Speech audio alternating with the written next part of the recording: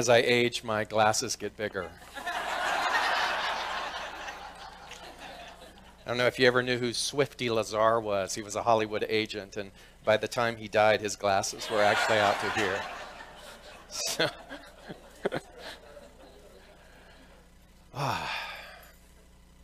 there is the famous Sermon on the Mount, where this master teacher, Jesus the Christ, was teaching, and he was offering what were 8 blessings or 8 beatitudes to the people. And one of those blessings, one of those pivotal teachings, said that blessed are the peacemakers, for they shall be called the children of God. When we understand God and all of the varying names that we have attributed to our understanding of that, which Liz led us so beautifully in the prayer, its intelligence, its life itself, its source. So blessed are those who are peacemakers, who are the embodiment of, the exemplification of peace, for they are the children, the DNA, the very offspring, the instrument of that which is life itself. So it's as if that royal heritage, that birthright of the thing of life itself, then exemplifies and has the ability to have its most maximum breathing room when you and I choose this pathway and this vow and this declaration to be peacemakers. And how does one become a peacemaker? It's an interesting thing, isn't it? Because is there one way to be a peacemaker? Is there one path of peace? Or is it varying methodologies, as long as the thing behind this peace is equality and inclusion and the recognition that all are one? And I believe that peace and the evolving of peace and the way in which you and I take upon the task of remembering that divine DNA that we are, varies as we varies with regards to where we are in the world. And when I think about that, and I think about all of the past Nobel Peace Prize winners, all of them in some way have been a little disruptive. Some of them quite disruptive. And I thought, if I had the chance to stand on the Sermon on the Mount and create some 8 blessings or beatitudes, how would I speak, or what would I say then with regards to blessed are the peacemakers? And so I changed it to blessed are the disruptors. Blessed are the disruptors, for they shall be the ones uncovering the peace that longs to breathe. So there's a scripture in the book of Proverbs that says, whosoever closes his ear to the cry of the poor will himself call out, and no one will answer. And what that tells me is that David Aurelio often says this as he quotes his late father, who taught him this, that your silence is your acceptance. And so this idea of being a peacemaker is really about being a conscious or even a conscientious disruptor with regards to the way in which illusion becomes all-pervasive in our world. Disruption then is interruption. And it behooves us, as this divine instrument, to begin to disrupt the fallacy, the illusion, and the fear that becomes all-pervasive, not just within our own individual lives, but becomes all-pervasive in the way in which collective consciousness begins to react and behave to one another in the world. Jesus, in my opinion, this master teacher, was a conscientious disruptor. One of the best. One of the best. He disrupted lives. He disrupted the life of the blind man by giving him sight. He disrupted the hungry and the act of hunger by feeding people. He disrupted the lives of those who were judged by caste systems and those who were to be stoned by voicing his demand for equality. You know that famous line, "Ye who is without sin, go ahead, you pick up that rock and throw it." That's the David Ault translation. Go ahead, pick up that rock. O ye untainted being. He was a disruptor. He was a disruptor who said, wait a minute, wait a minute. You have to begin to look at the unconscious behavior, the default mechanism by which we retract to in our states of fear, and to begin to disrupt that in order for peace to actually be valid, in order for the mission of peace to be valid. And so how will you and I, if we so choose, become disruptors of the accepted cycles of violence and sorrow that we see perpetually in our world? Do you believe that this disruption is necessary? Do you believe that it's possible? Conscious disruption, then, conscious disruption equals conscious interruption of the cycles of these kinds of behaviors.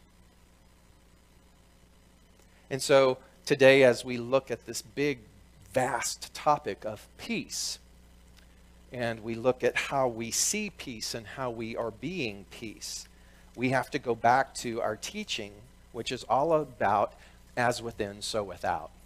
We always have to start with the vision, the inward vision, the ability to see the possibility of something. You have to start there. You realize that.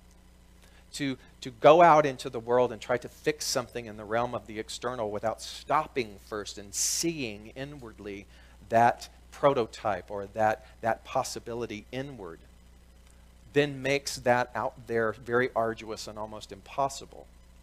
If we're not skilled enough to do that, then we live our lives thinking that it's impossible.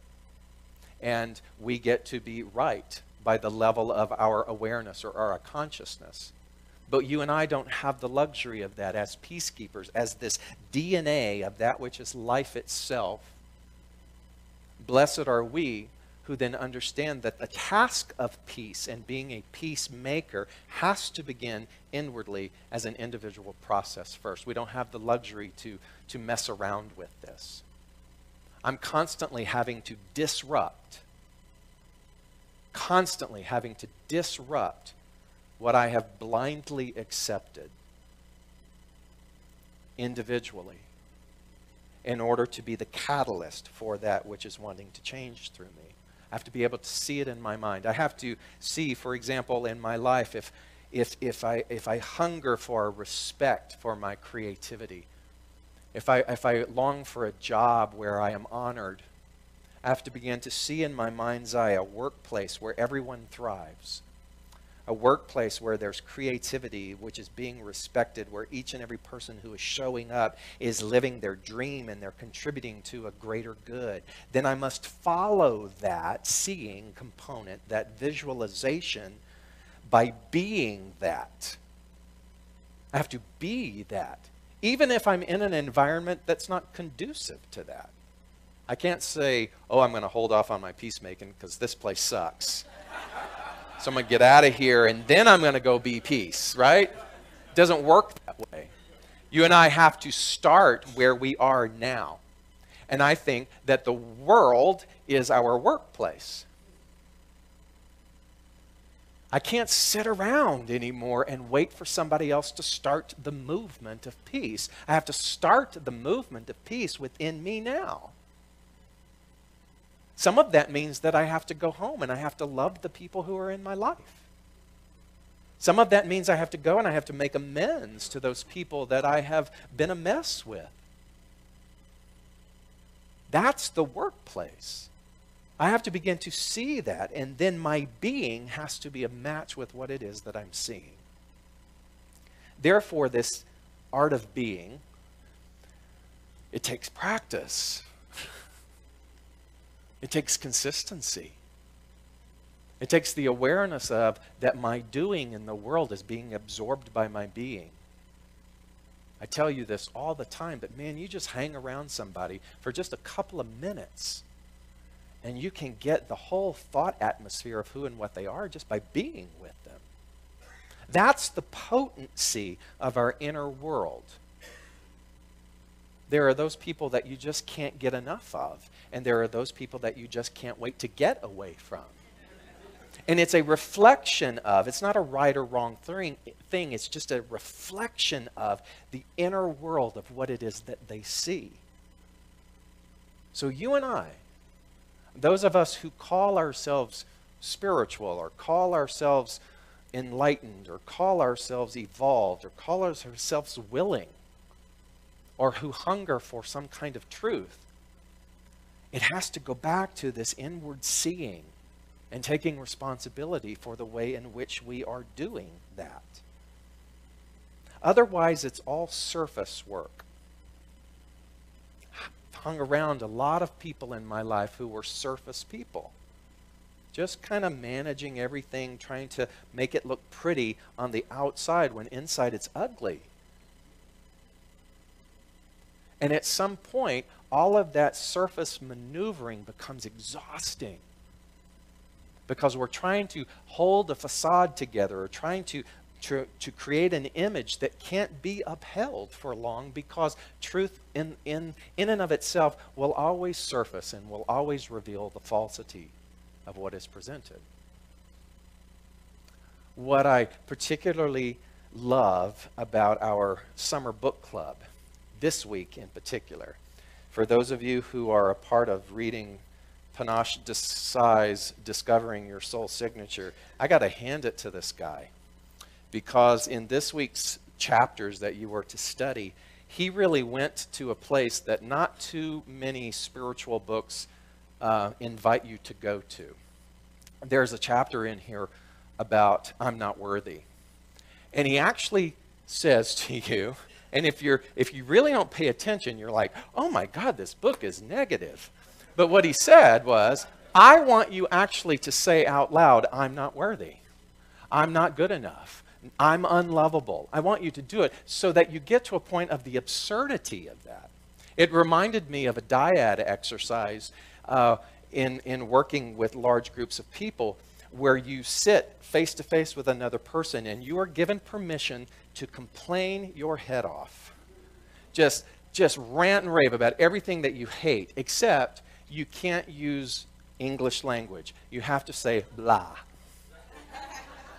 So in other words, you sit in front of the person and you're like, all right, get it out there. You ready? Go. And you go, blah, blah, blah, blah, blah, blah. The other person just has to kind of sit there and go, take it.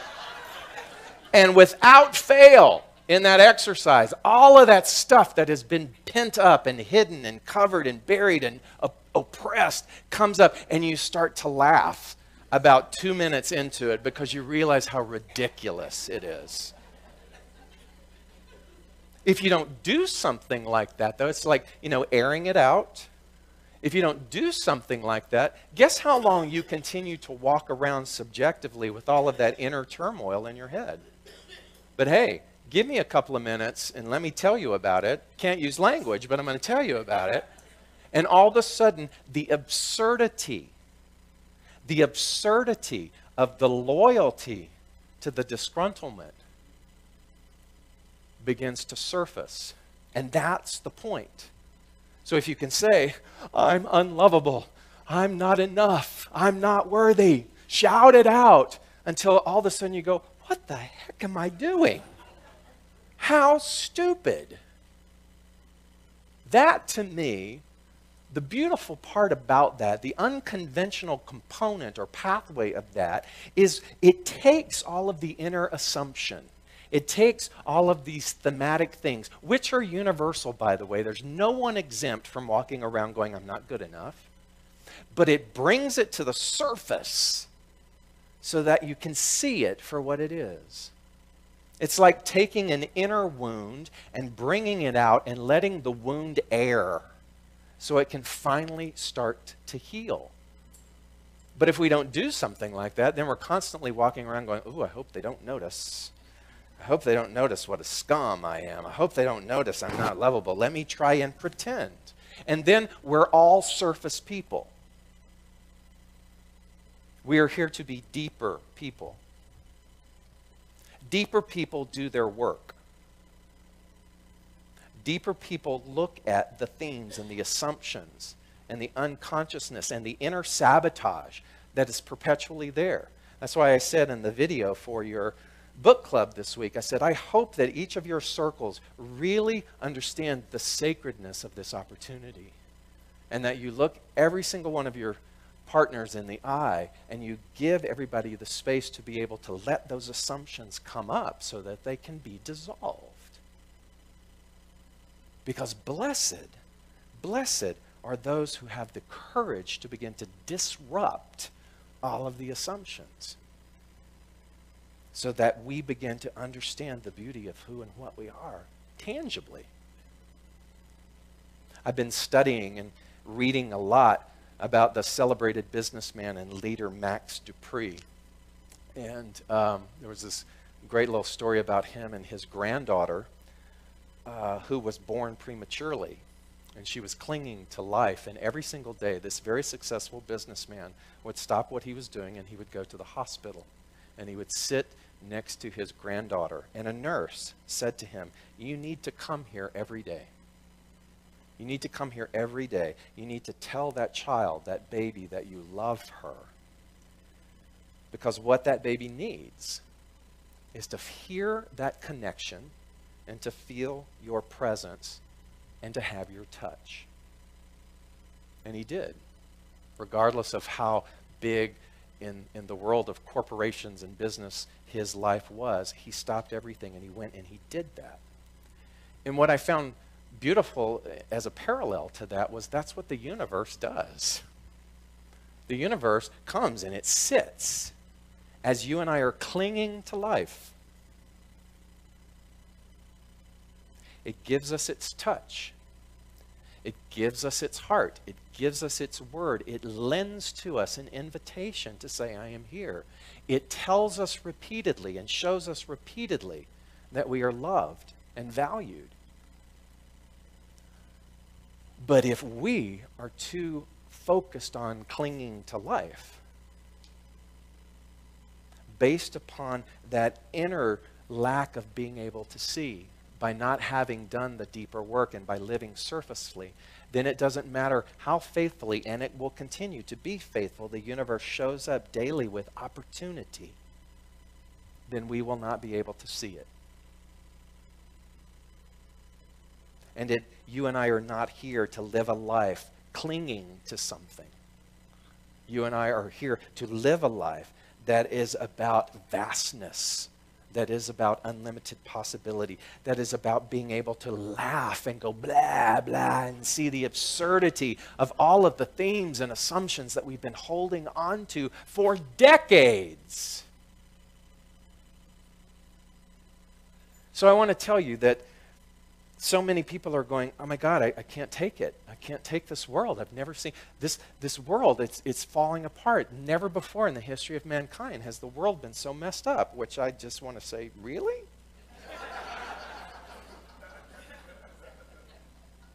One of my favorite writers, her name is Anne Lamott.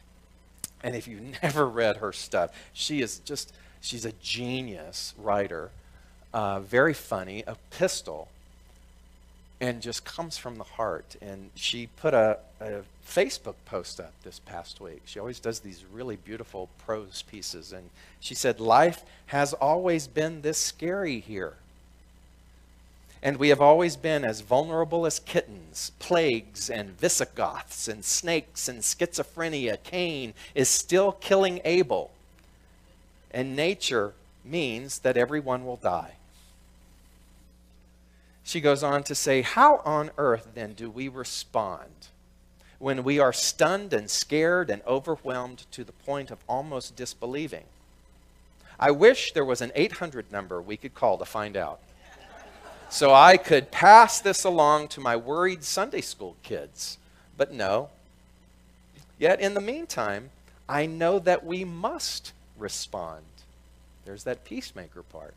We must respond with a show of force equal to the violence and the tragedies, which is called a love force, a mercy force, an unnegotiated compassion force, crazy caregiving to the poor and to the suffering, including ourselves, patience with a deeply irritating, provocative mother, $2 bills to the extremely annoying guy at the intersection who you think maybe could be working or is going to spend that money on beer. Jesus didn't ask the blind man what he was going to look at after he restored the man's sight.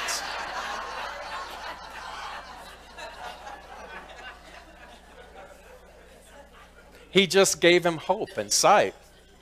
He just healed. He just healed. She says, remember the guys in the Bible whose friend was paralyzed but couldn't get in close to see Jesus preach and heal, so they carried him in on a cot? They climbed the roof. They cut a hole in the roof. They lowered him down for the healing. Can a few of you just band together just for today and carry someone to the healing? There is no healing in pretending that this bizarre, violent stuff is not going on and that there is some cute bumper sticker silver lining. Her sense of humor says, it's fine if you believe this, but for the love of God, please keep it to yourself. What is true? What is true? And she concludes, is that the world has always been this way. People have always been this way. Grace always comes to bat last. It just does. And finally, when all is said and done and the dust settles, which it does, love is sovereign here. And I couldn't agree more with that. It's always been this way. The thing that is different today is the immediacy by which we see it. We live in an unparalleled technological wonderment where every people across the planet, even poor villagers, have a cell phone. Where everything is documented and it's posted so that you know that there has been an attack in Nice, France on Bastille Day the moment that it happens. So that you know there is a coup that is happening in the country of Turkey the moment that it is happening. And you want to know what's brilliant about that and what is disruptive about that? Is that it now requires the peacemaker of us who has been contented in our little segment of the world. It has now given us the opportunity to understand that we cannot unknow what we now know. Oops. Kind of like Nick's song. Whoop, right? Oops. Because in a nanosecond, the globe is exposed to everything that is transpiring. So it isn't about over there anymore, is it? Finally, and if you choose to see it this way, finally, we live in a space-time continuum where we are all experiencing all of the disruption.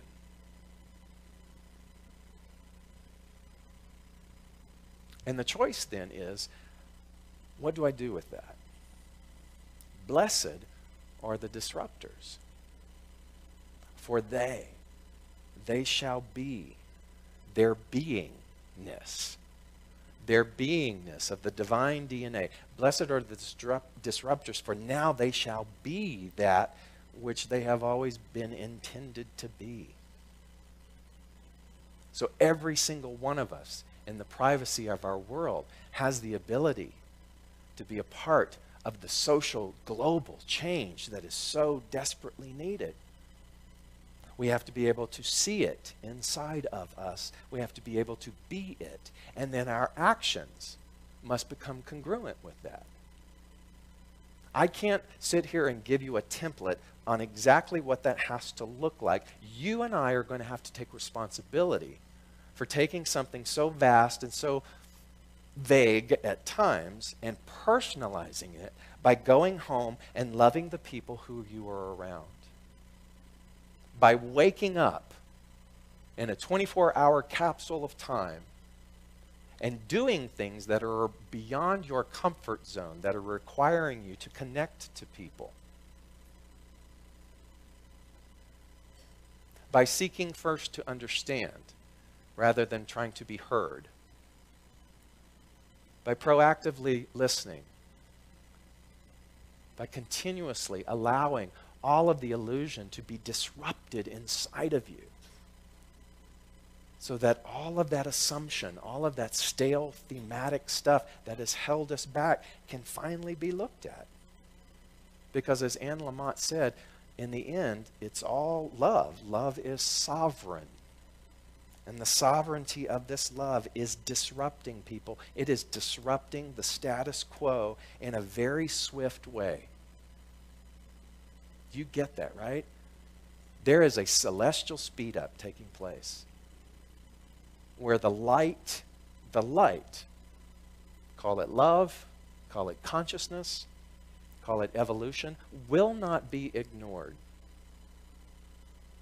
And it's time for you and I to be on that side of history.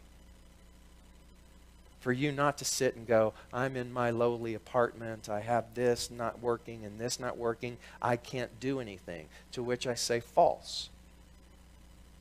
You can do everything. And the moment that you and I do everything with regards to the seeing, believing component, not only then will our own personal world begin to change, but we will be affecting the change that is existing on this planet. Our founder, Ernest Holmes, said, all of the power of the universe is within you. I wonder what the ratio of dormancy is. All of the power of the universe is within you. He says, feel it, know it, and then start acting as if it were true. Because that's what makes it true. And so it is. Hi, I'm David Ault, and I simply want to say thanks. Thanks for taking the time to watch our broadcast here at Spiritual Living Center of Atlanta. We have a vision, and that vision is to reawaken all to their spiritual magnificence. And one of the ways that we are able to do that is through this very medium of broadcasting. So if you got anything out of this, if you felt in any way inspired, or if something spoke to you directly, then I extend an invitation to you to become a part of our family by donating. And there are many ways in order for you to be able to do that. One is to simply go to our website at slca.com, and there you will find all different kinds of prompts that will help you support what it is that we are doing here in Atlanta. One way is to become a pledger. That means that you decide on a monthly basis that you are going to help us with this vision. Another way is to donate through our management system called Fellowship One, another through PayPal, and another even easier way is on your cell phone. You can do what's called text to tithe, and that number is 404-796-7030. Again, thank you so much for your support, and I invite you to come back weekly to see what it is that we're up to. Blessings.